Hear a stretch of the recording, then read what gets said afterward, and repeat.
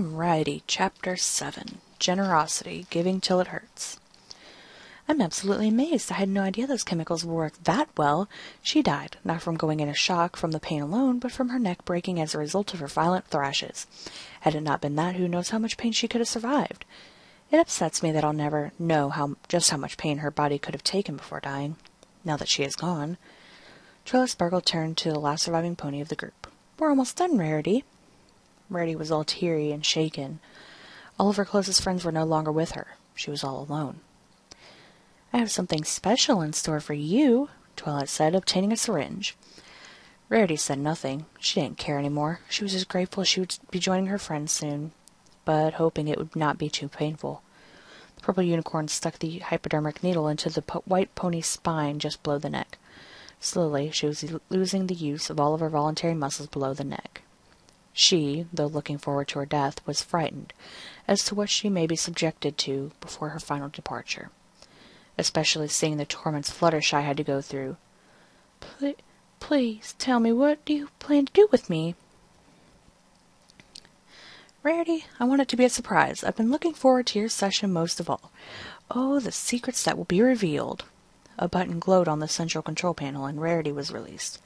But unable to walk or crawl away, Twilight hoisted the fallen pony onto her back and carried her to the back room. The back room's contents were completely organized. The carts of active organ-containing jars were all lined up next to each other against the walls. Surgical knives, bone cutters, syringes, and all kinds of other tools were sorted by category on trays and in metal cases, all resting on counters and shelves. And glassware, such as test tubes and flasks, were sitting in glassware holders, also on the counters and shelves. And there were a few other strange devices up against the walls. At the end of the room was a door accompanied by numbered buttons on the wall next to it. Twilight Sparkle typed a long numerical code opening the door, allowing them to go inside an elevator. Twilight looked so excited. Congratulations, Rarity! You're the only one of the 5 who get to see my underground lair. Not many from the outside have ever visited, or even heard of my lair, fortunately for me. 4 buttons were visible on the elevator wall near the door that they entered. Each corresponded to a floor. The purple unicorn pressed the very top button, sending the elevator to sub-level 1. 3 minutes passed, and the door on the other side of the elevator opened. Twilight carried the hornless unicorn through the door and down a few hallways, making some left and right turns. During that walk, Rarity noticed a multitude of numbered doors, as in a hotel, only less friendly-looking, because the doors and walls were mostly concrete and metal. In addition to labeled doors, there was what looked like a cafeteria, a medical center, and an entertainment room passing by. Arriving at some stairs, Twilight informed Rarity, "We'll take the long way so I can show you around." They descended a very long way down the stairs and entered a wider corridor. All along the right wall was a glass window. Peering through the window, the paralyzed ponies saw an extremely large room in which were long conveyor belts, machinery, construction supplies, and an enormous empty space in the center. Rarity had no idea what to think of this. What is all this? Progress! It's amazing how much can be accomplished with powerful levitation magic and hundreds of diamond dogs, and thousands of parasprite slaves under my hypnotic spell. Why, it only took 3.5 months to construct this entire lair. It could have been done quickly without super-energizing my workers with a magic potion I invented via injection. Moving along. At the end of the hall, they then entered a room much smaller than the factory they just observed. Progress? Progress in what? Rarity said before looking around to see the room's walls and desks were covered in maps. They were maps of all sorts of places in Equestria. They included Ponyville, Manhattan, Philadelphia, the Everfree Forest, Canterlot, and other places, including one she's never heard of. On the wall to the right was a huge map of all of Equestria, and then some. Excuse me. To answer your question, let's just say I have big ambitions. Very, very big ambitions, Twilight said with a gleeful smile. The hornless unicorn's puzzled look changed into a great surprise of horror on realizing the implications of Twilight's statement, big ambitions. Moving out of the room, and descending a long way down some more stairs, they entered yet another hallway. "There's no way you can pull this off. Princess Celestia and Luna are too powerful for you. An army of diamond dogs and Paris sprites won't work." "Diamond dogs? Yeah, right. I know that won't work." "You'll be found out. Then Celestia will put you to justice." "Oh, I expect them to find out. I intend for them to discover my secret activities, but only when I'm prepared." Rarity thought for a moment, then was tearing up. "Someone was bound to hear our screams and begging, especially—" her voice choked— "Fluttershy's. Spike is probably getting help as I speak." "Oh dear, you're right." "Not likely. I put a spell around my basement. Loud sounds, even ones that loud, will be blocked." "Quiet ones won't be, so no one becomes suspicious. I use my magic to eliminate all physical traces of what goes on down here. I sometimes even set up a barrier that prevents any unwanted guests from entering. But I'm pleased you are thinking logically. You can see how useful it is to process powerful magic." Walking through the hall, they passed 8 doors, 4 on each side. The 4 on the left side were labeled Inventions Laboratory. The 4 on the right side read Chemical Medical Laboratory. Medical, sorry. They approached the end of the hall where another corridor crossed the first perpendicularly, making 2 paths. Each side of the hall had 2 doors, making 4 doors total. All the doors were facing them. They read Genetic Engineering Laboratory. Twilight entered with Rarity into one of the doors. It led them to a large, wide, tall, and very, very long room. Along the right side of the huge corridor-like room were desks, tables, and counters of all sorts of shapes, lengths, widths, and heights. On them were all kinds of tools and devices such as testing tubes, computers, syringes, beakers, cloning cylinders, microscopes, and many other types. Heavy machinery were all over the place. There were doors all along the right wall of this gigantic corridor, leading to much smaller rooms, with large, long glass windows, allowing the viewer to see inside. In the rooms were desks with computers, paperwork, and office supplies. On the room's wall were charts. It all looked absolutely intimidating, but it was all dwarfed in comparison by the right side of the giant hallway. There were rows and rows of big cylinder glass tanks that served as giant test tubes. They were filled with a clear, amniotic-like fluid, and each housed what appeared to be a sizable, developing winged unicorn fetus. The fetus's color was always changing, cycling through the entire spectrum. Their pupils almost covered their entire eyes. Their cutie marks were of that symbol that was cut into Fluttershy's flank by Twilight, and a unique lettered and numbered code under it.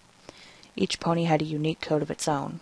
Moving by, Rarity took notice of the monitors that were each connected to its own tank. A ready date was displayed on the monitor, along with a category pertaining to the tank's prospective winged unicorn fetus. Going down the long room, she read the categories. They included worker, troop, commander, medical, scientist, and others.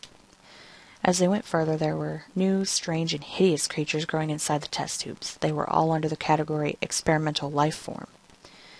Some were parasprites of larger and smaller size, some with sharp teeth, and a varying number of eyes and wings. Few tanks held multiple parasprite mutants at once. Other creatures shown were various hybrids of all sorts of combinations of different species. Some of the species involved were cockatrices, parasprites, griffins, ponies of all 3 types, dragons, manticores, diamond dogs, and many others. Seeing all this, Rarity knew just how dead serious Twilight Sparkle was about her plans. It was a hellish realization of just what immense, abominable impact this would have on everything in Equestria. Should she succeed, it would upset the natural order of everything she knew. But Rarity wasn't convinced that Twilight could pull this off. "You can't do this. It's impossible." Maybe. We'll have to see," replied Twilight. "Why would you do this?" "To see if it could be done." "No, there's absolutely no reason for this. Don't do this." "Oh, Rarity, haven't you ever wondered if it's possible for an ordinary pony, like myself, To completely rearrange the entire natural order of things? I know I have.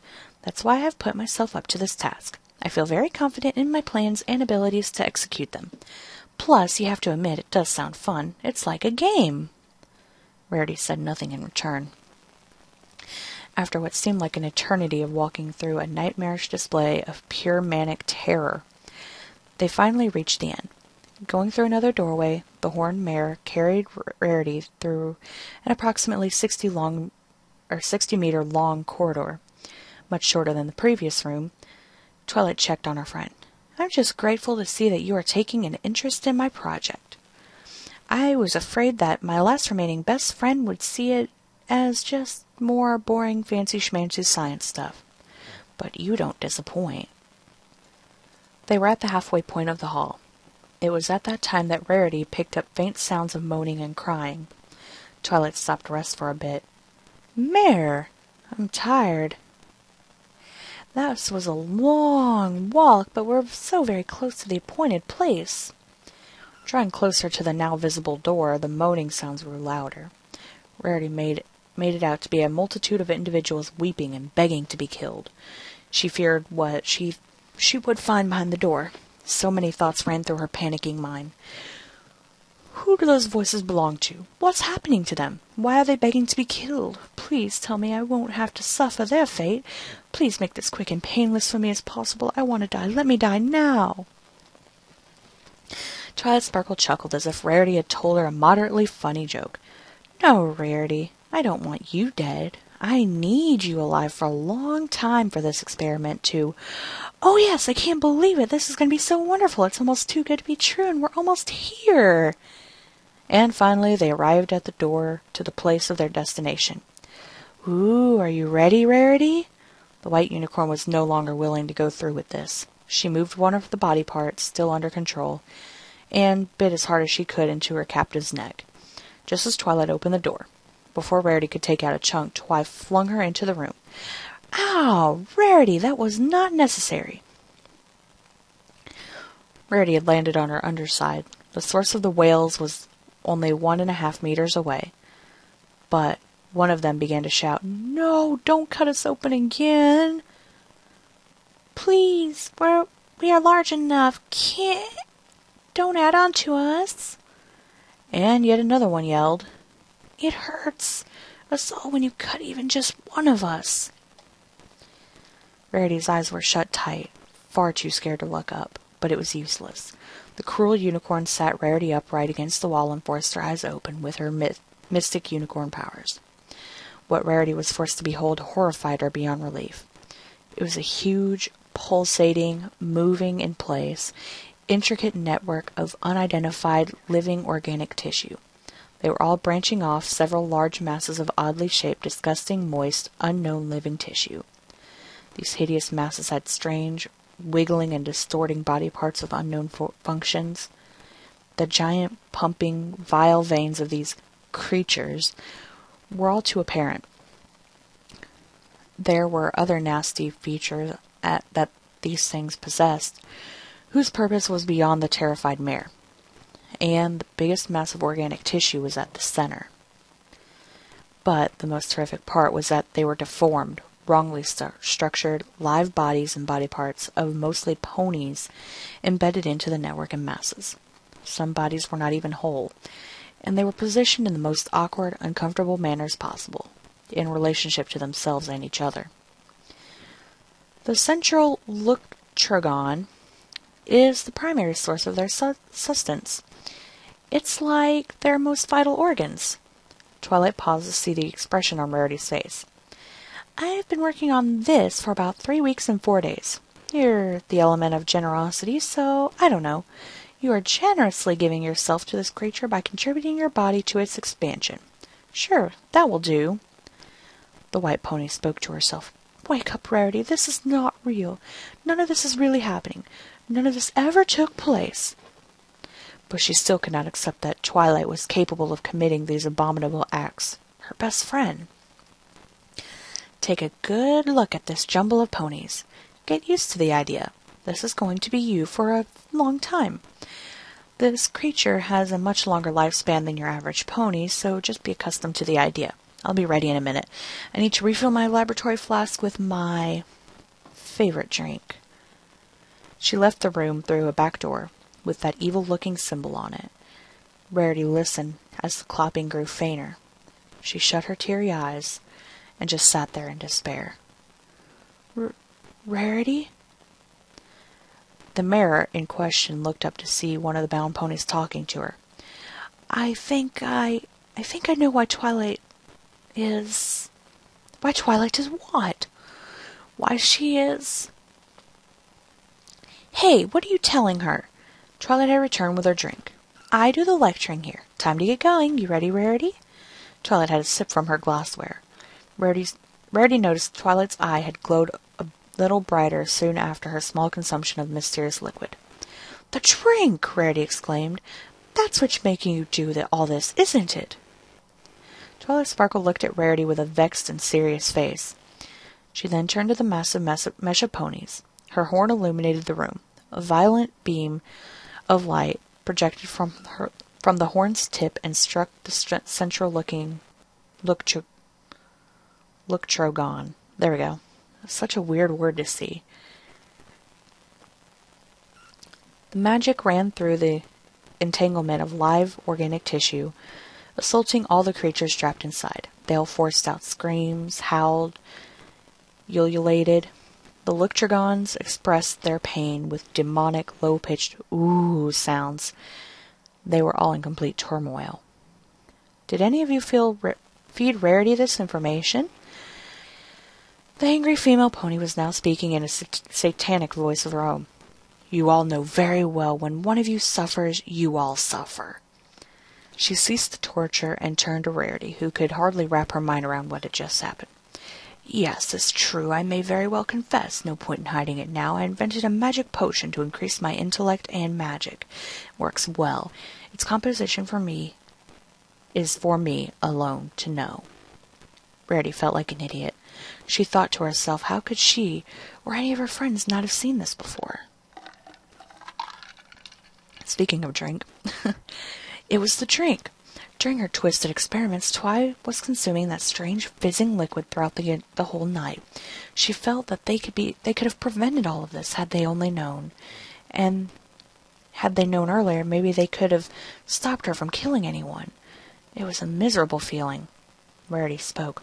Twilight, all you have to do is put down that glass. Then we can settle everything. The demonic pony's eyes glowed bright red. She continued, this time in her satanic tone. But it's not enough. I'll genetically and magically alter myself, increasing my magic power and wisdom further, such that I will no longer have to rely on this potion. My power and wisdom will surpass those of Princess Luna, Celestia, and the elements of harmony combined. With this power and the combined effort of my army and superpowered winged unicorns, I will commence a full takeover of Equestria. The elements of harmony will be destroyed. I'll wipe out Celestia and Luna from existence, if necessary. Any and all resistance I shall smite. I'll immortalize myself and rule over all Equestria for all eternity. Dang. Twilight reverted back to her usual tone and appearance. She breathed heavily until she calmed down. Sorry, I became a bit too enthusiastic at times when thinking about Equestria's bright future. She wore a smile of the purest glee. You ready?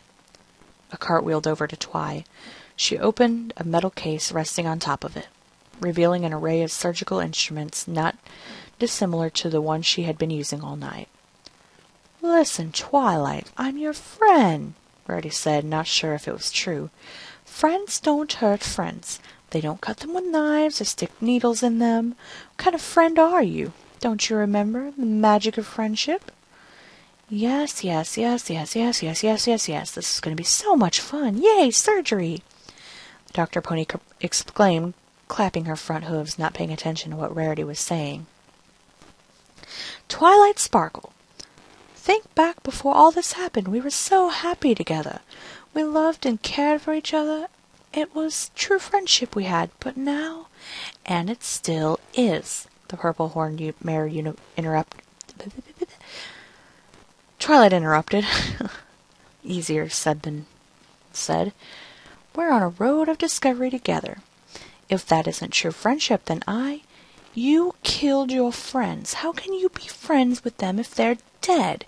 You can't. You clearly never were their friends if you planned to kill them. Rarity's passion took over. I can't be your friend now. In fact, I was never your friend. You don't deserve me or anyone else as a friend. The lavender horse just stared at the ground, possibly thinking about what the unicorn was saying to her. There was silence. She quickly drank her entire glass in one go, then, with such force and emotion, threw the laboratory flask to the ground, shattering it into many small pieces. With a sudden jolt, she lifted her head, revealing the hugest grin she had ever given that night. Those illuminating red eyes of the purest manic look stared directly into Rarity's, piercing her troubled soul. That wide smile spoke in a demonic tone, filled with bitterness and joyful glee. My friends gave their lives for the sake of expanding the knowledge of friendship. They're still alive in our hearts and minds. They will be remembered. And now you, my friend, are about to dedicate the rest of your life to science. So, don't you dare say we were never friends. This has nothing to do with friendship, and stop poisoning your mind with that potion. Enough! Twilight Sparkle's eyes began to tear. You and I are having a learning experience together. If that doesn't spell friendship, we're friends. We're friends. Now, let's begin. Now. She harshly forced the syringe into Rarity's throat. With much struggle, Twi managed to inject both vocal folds with a paralyzing substance to keep Rarity from talking. Twilight had Rarity float to the central Luctragon and remain in the air.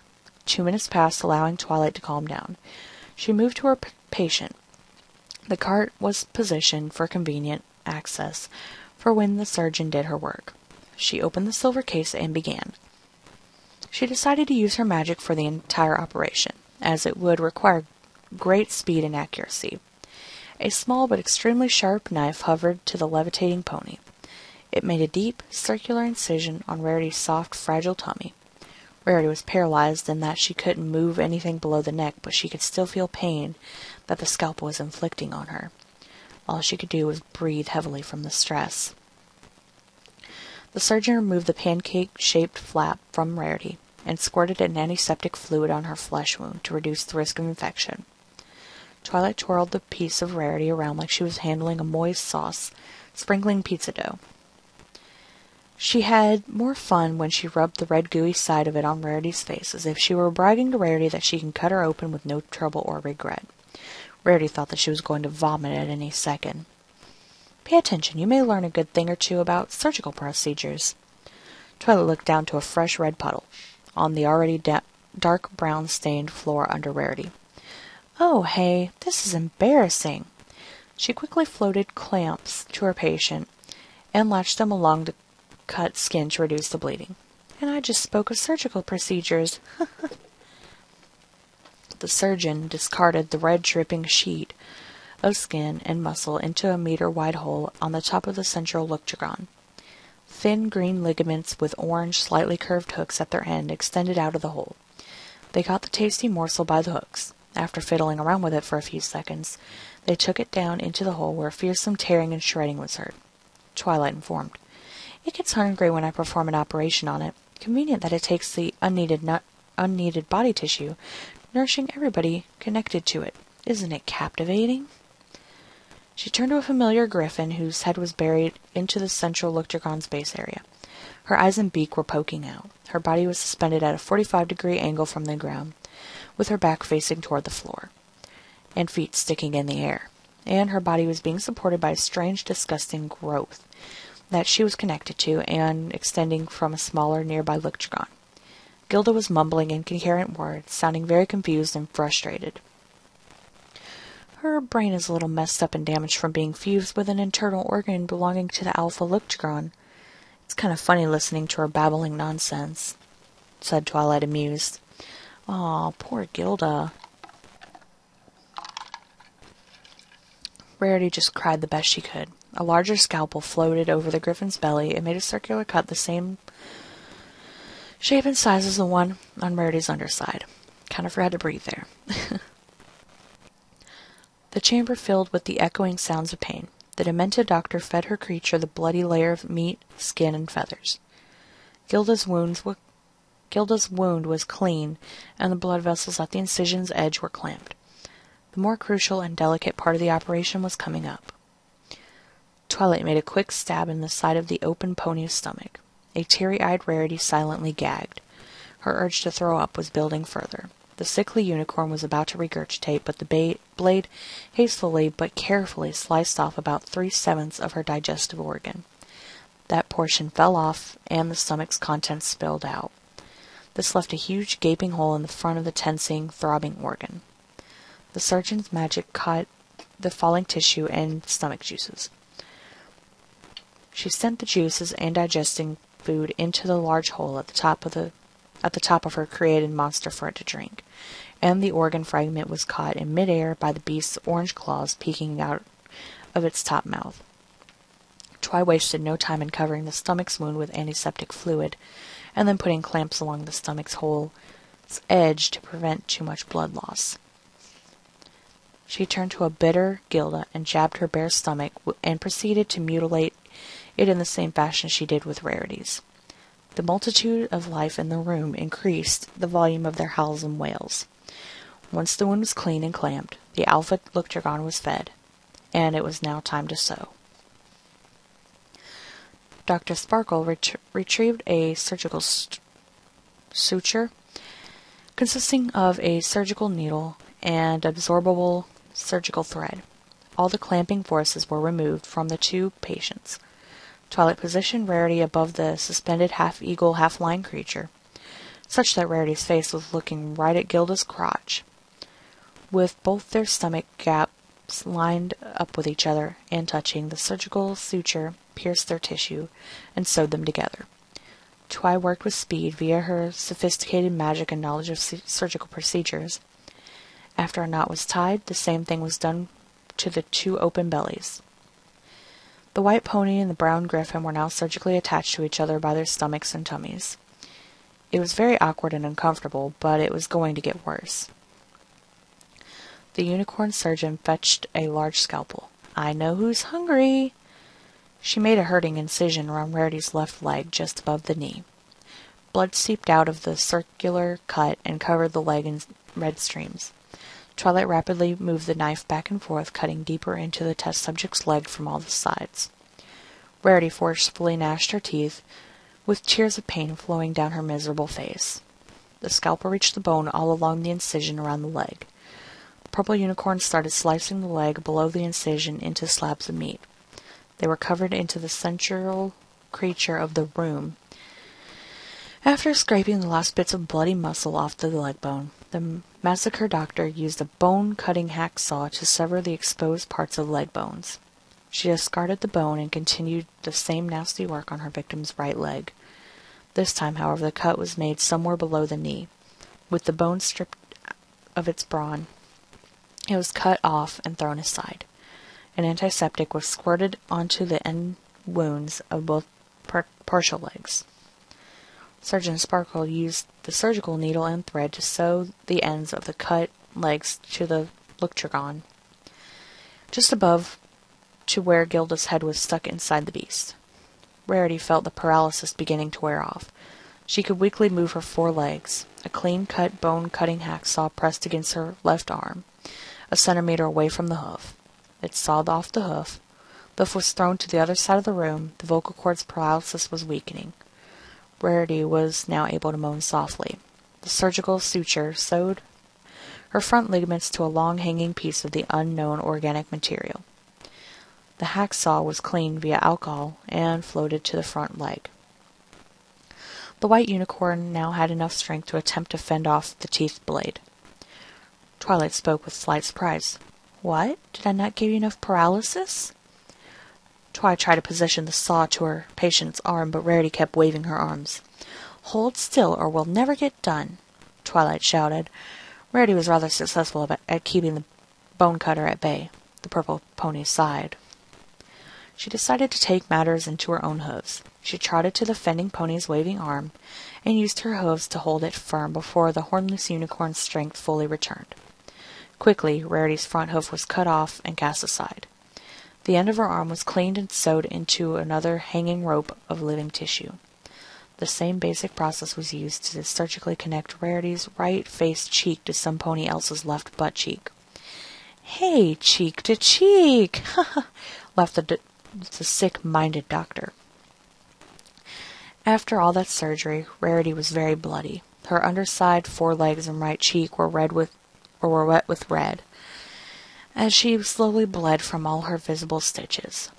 Twilight informed, "The Lictocron's tissue should fuse with yours soon." "Hey, you love fashion, right? Well, I'm loving your new look." "We're almost done." Twilight began to hop around out of joy. Yes, and the best part is right around the corner." At this point, Rarity had regained almost all of her strength. She had gradually joined the chorus of weeping in the chamber. Twilight spoke. "Aw, you're sad? Cheer up, Rarity. Come on, give me a smile." Rarity continued wearing a face of great sadness. "Here, let me help you," Twilight said, approaching the crying pony.